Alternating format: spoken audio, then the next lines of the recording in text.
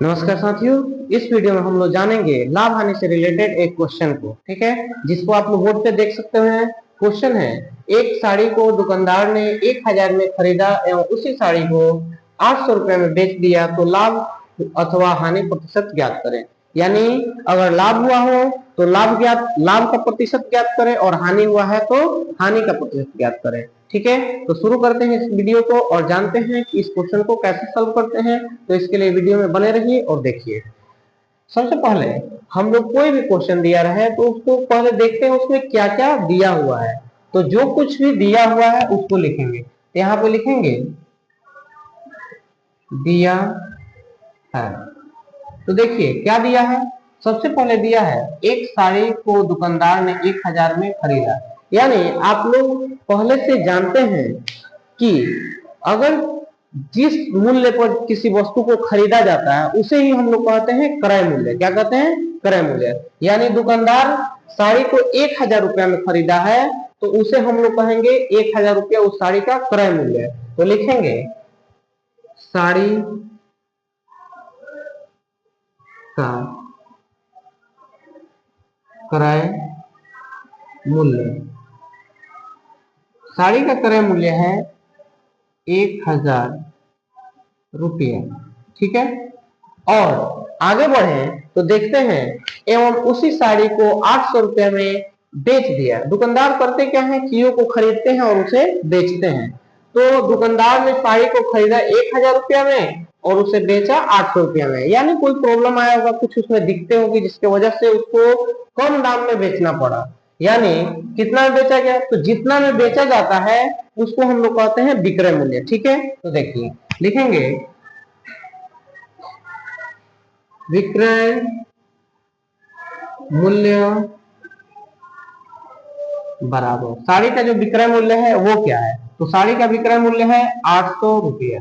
ठीक है, अब इसको देख के पता चल रहा होगा कि उस साड़ी को खरीदने और बेचने के क्रम में दुकानदार को लाभ हुआ या हानि। तो अगर लाभ हुआ होगा तो लाभ का फॉर्मूला यूज करेंगे और हानि हुआ होगा तो हानि का फॉर्मूला यूज करेंगे। ठीक है, तो देखिए इसमें हमें देखने से पता ये चल रहा है कि साड़ी को खरीदा गया है ज्यादा में और बेचा गया है कम में। तो आप लोग जानते हैं कि अगर किसी वस्तु को हम लोग खरीदते ज्यादा में है और बेचते कम में है तो उसमें हमें हानि होगा। क्या होगा बच्चे? हानि। तो लिखेंगे, इसको समझ में आ गया कि हानि होगा, तो लिखेंगे हानि बराबर 1। ठीक है, हम लोग को तो हानि प्रतिशत ज्ञात करना है, लेकिन हानि प्रतिशत ज्ञात करना है तो उसके लिए पहले हमें हानि पता होना चाहिए कि हानि कितना होगा। तो हानि के लिए फॉर्मूला होता है, लिखेंगे सूत्र से। यहां लिखेंगे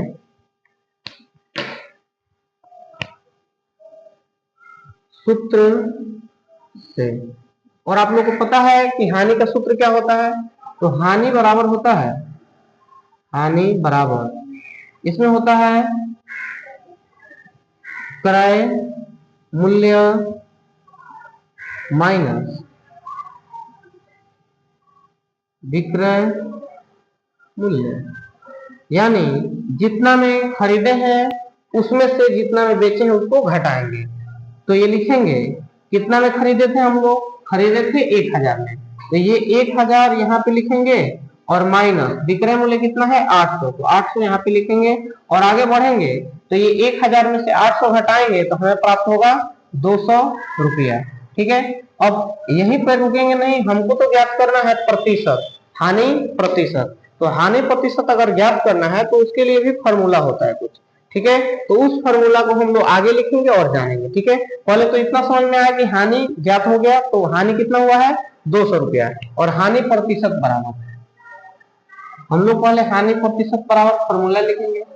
अब देखिए इसमें क्वेश्चन में दिया था लाभ अथवा हानि प्रतिशत, यानी लाभ हुआ हो तो लाभ प्रतिशत और हानि हुआ हो तो हानि प्रतिशत। तो हम लोग को तो ज्ञात हो गया कि हानि ही हुआ है, तो हानि प्रतिशत बराबर फॉर्मूला होता है हानि गुणे, दिख रहा होगा आप लोगों को, हानि गुणे 100 बट्टा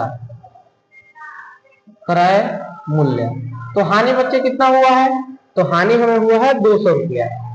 200 गुणे 100 बट्टा ये क्रय मूल्य कितना है, यानी खरीदे कितने में है 1000, ठीक है। तो बट्टा में लगाए 1000, ठीक है।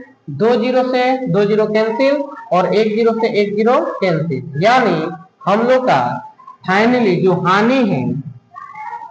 हानि है वो प्रतिशत में कितना प्रतिशत हुआ है, यानी हानि 20% हुआ है। ये कट गया और बचा 20, यानी 20 से कम 20 हो जाए तो 20 लिख दिए, तो हानि हमें 20% ज्ञात हुआ।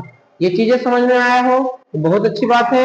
इस वीडियो को शेयर और लाइक जरूर करें और अपने दोस्तों तक पहुंचाएं इसे, ताकि ज्यादा से ज्यादा लोग इस चीजों को सीख सकें। धन्यवाद।